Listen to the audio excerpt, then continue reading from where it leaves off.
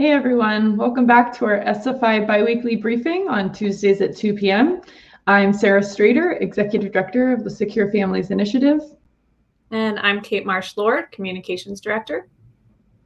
Today's episode is going to be a deep dive on the single most issue dominating both our news feeds and many of our thoughts right now, Afghanistan.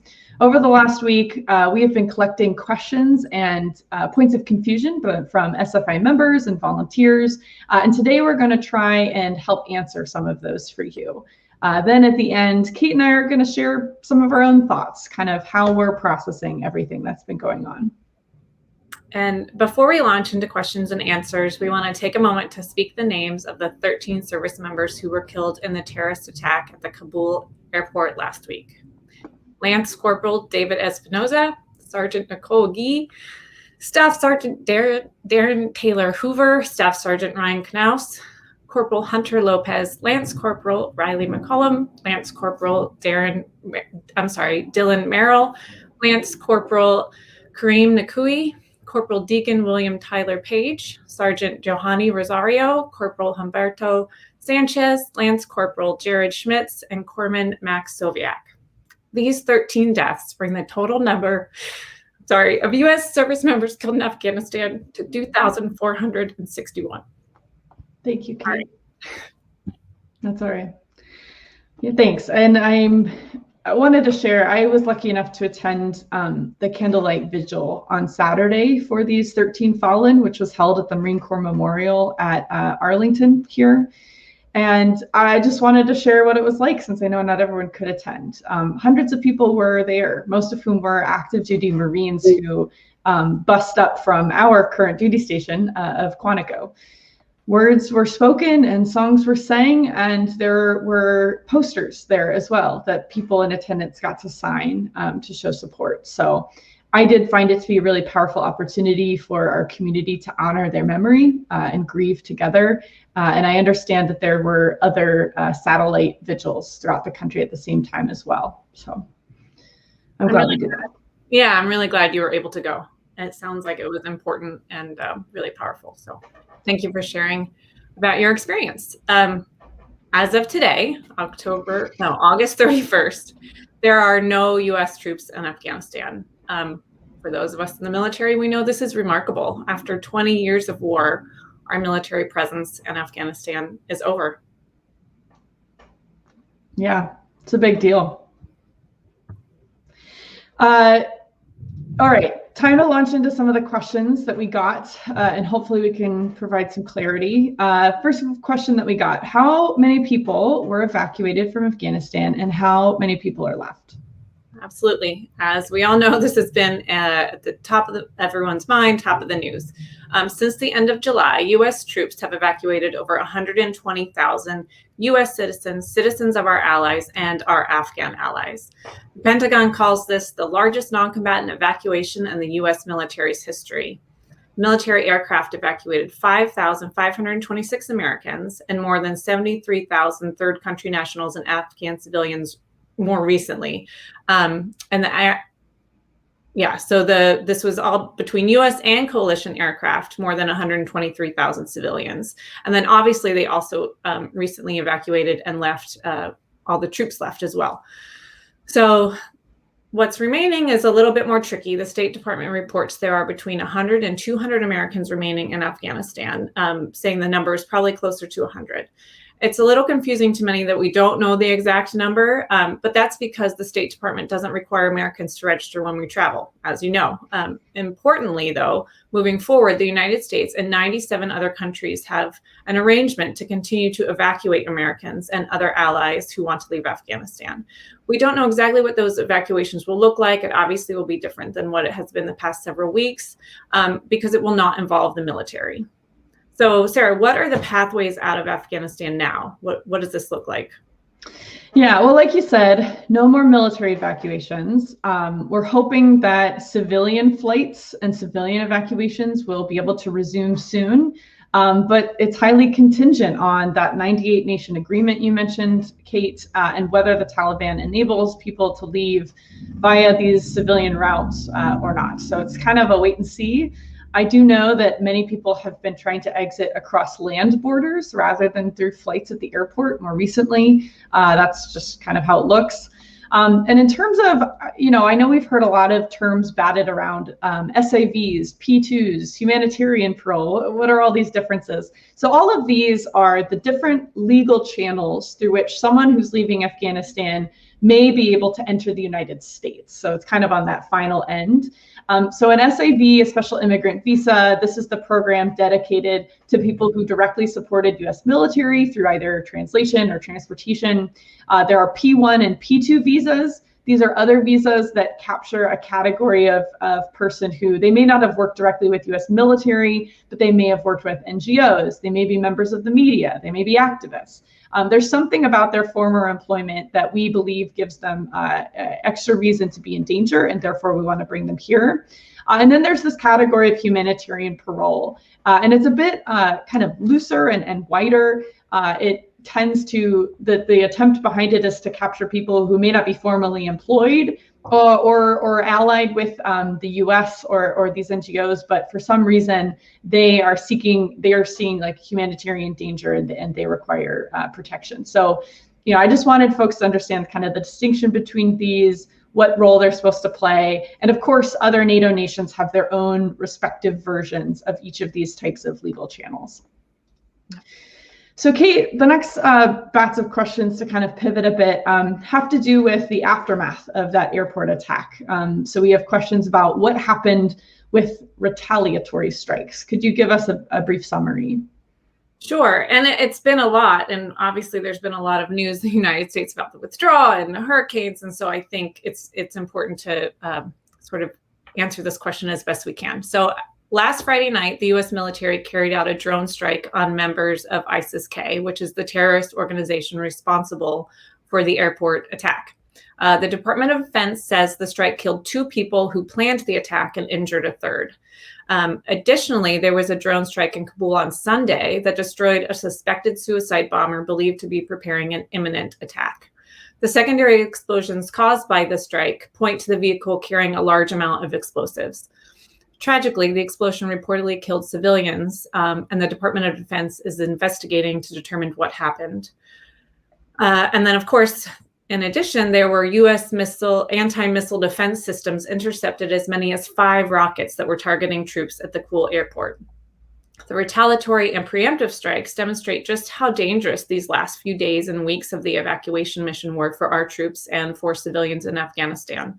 Obviously, we are extremely grateful that there wasn't an additional successful terrorist attack. And it'll be interesting to see what happens now. And talking about these strikes, this is a good time to clarify a question we got. What does over the horizon mean? We've heard this term a lot. So what does that mean?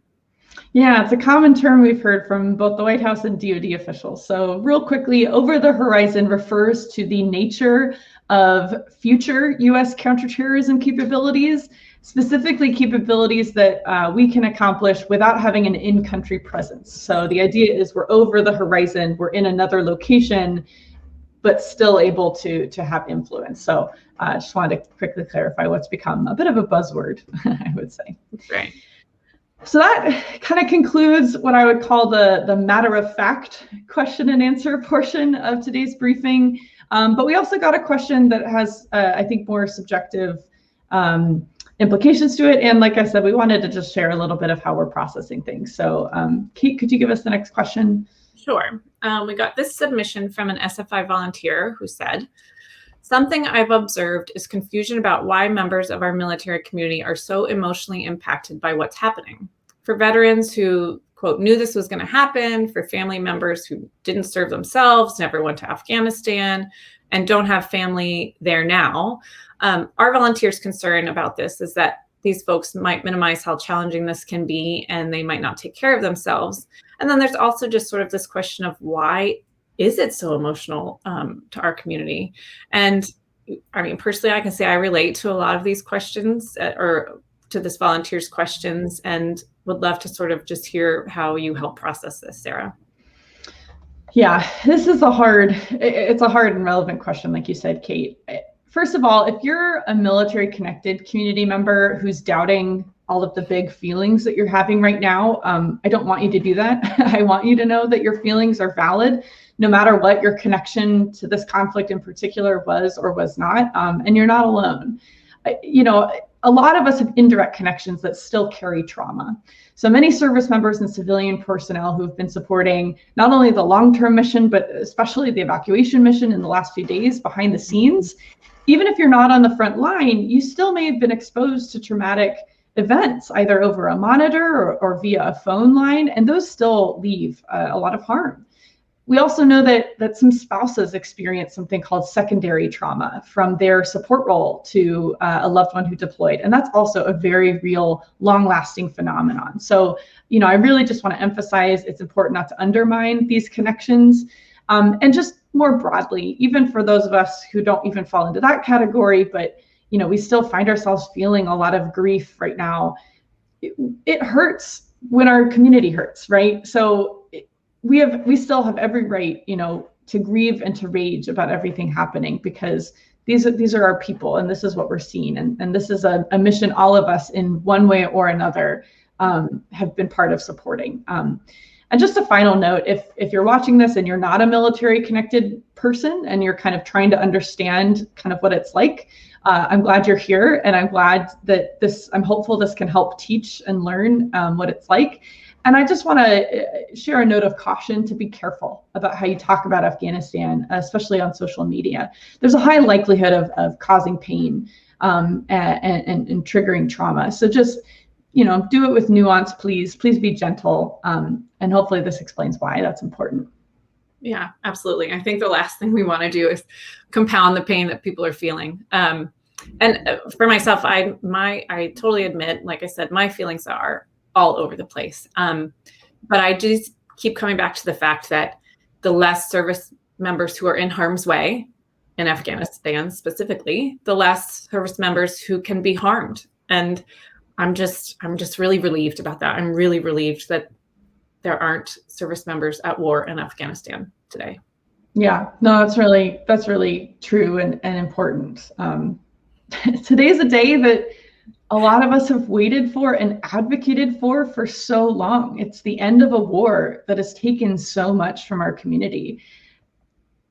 And even though we may be feeling relief, I know I certainly don't feel celebratory in any nature, right? Because there's still so much sadness about those we left behind and uncertainty about their future. I mean, we mentioned at the top the number of US service members who were killed last week, but there were almost 200 Afghan civilians who were killed as well in the process of trying to escape. And I'll just share personally, over the last few weeks, I've been in direct contact with families trying to leave Afghanistan. Some are SIV, some are family members of US service members who are back here, and some are just regular people. They don't have fancy connections. They're just worried about not being able to live the lives that they want to live. And there's just been so much anxiety and confusion from all of the very quickly changing guidances, right? It went from, get to the airport no matter what, to whatever you do not go to the airport. And that's a lot of whiplash that can be exhausting and demoralizing. And there are legitimately people who feel and are right to feel left down. And so I know for me, my big feeling today is just heaviness.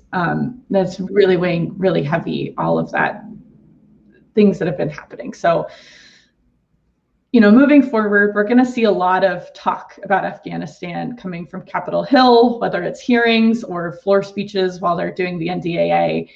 And I just want to say a couple things. I'm really glad that there will be increased transparency about how everything has gone on, both in the last 20 days, but also the last 20 years. And I think military families really deserve increased transparency and accountability for how everything has happened. But I want to make clear that there's a distinction between the big picture US mission in Afghanistan and individual contributions of service members who supported there.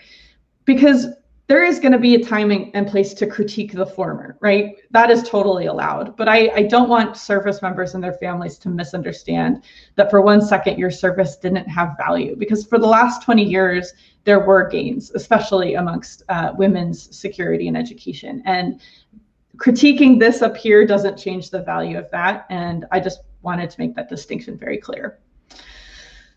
So that brings us to the end of our briefing. We close every briefing with a call of action. And this week we've got two. First, I just want to make clear that self-care is action enough. So, I want to reiterate that if that's all that you can manage, that is sufficient.